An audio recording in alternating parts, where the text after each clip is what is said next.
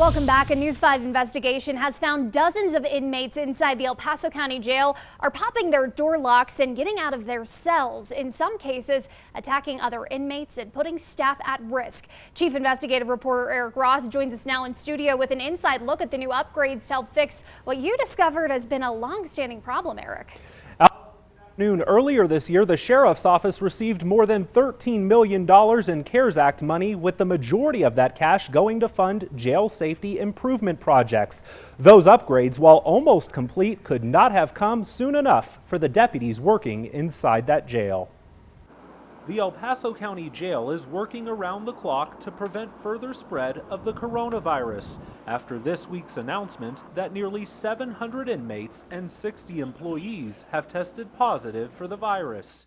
Keeping inmates separated is critical, but we found the equipment meant to keep inmates in their cells doesn't always work. How do we practice social distancing? How do we get people separated from one another when we can't even keep them behind the doors? Between June of last year and June of this year, there were a total of 189 reports of inmates tampering and popping door locks on their cells.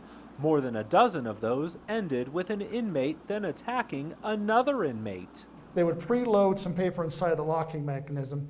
Then they would come with a spoon or some type of cardboard and slip it through there and simply swipe up and defeat the lock. Chief Joe ROYBAL says some inmates have intentionally tried to pop the locks with the goal of infecting other inmates or staff with the coronavirus. The jail now spending more than $1.8 million to replace 392 locks in the facility with this new high-tech system. This hasn't been defeated as of yet, and we're very confident it will not be defeated. In addition to door lock upgrades, old wooden jail doors are being replaced with reinforced steel ones with added safety features. Another feature too is the indirect voice meter. The other wooden doors had a screen that went directly through. As you know, that you can pass fluids through that. This is indirect, it can't get through, so that's again another safety measure. Jail staff also admitting they had problems with outdated camera technology. Our current video system had many blind spots throughout the facility. Although cameras are visible, not all had the ability to rotate and tilt, meaning there was a narrow line of sight with blind spots that jail staff said inmates have used to their advantage to attack others. The population, they knew the blind spots. They would go to that location, have a mutual fight, and we couldn't catch that on camera. Now, when we are done in mid-December, we have 0 blind spots. We'll be able to capture that and identify people who are causing harm to one another.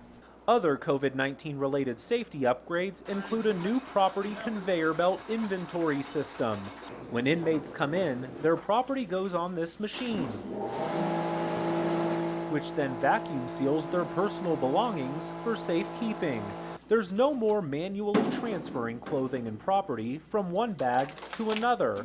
The jail also upgrading video advisement systems in-house so inmates can attend court from the comfort of jail. No back and forth transportation required. I am very excited about these upgrades, in particular about our new door locks and the new doors themselves in our wards. Those are going to be outstanding safety measures, not only for our staff, but for our inmates. Our inmates won't be able to get out of those cells when they want to. We'll have to let them out. And that's how it should be, right? Now, if you'd like to see a more in-depth breakdown of how the Sheriff's Office is spending the $13.5 million from the CARES Act, I have an itemized list posted right now on KOAA.com. Just click on the News 5 Investigates tab. Allison? Yeah, and Eric, some people may be wondering, without this COVID money, would the jail have been able to make these upgrades on its own? No, the jail did not have just $13.5 million sitting around for these upgrades, so the money is almost a blessing in disguise. Unfortunately, it took a pandemic to get this funding, and now you're in the process of really trying to get these upgrades done when there's a COVID-19 outbreak inside that jail. But hopefully they will get a handle on the outbreak soon, and when these upgrades are completed, it will hopefully prevent inmates from getting out of their cells, either in an attempt to cause panic by claiming to spread the coronavirus or simply attack another inmate, or even worse, Allison, a detention deputy.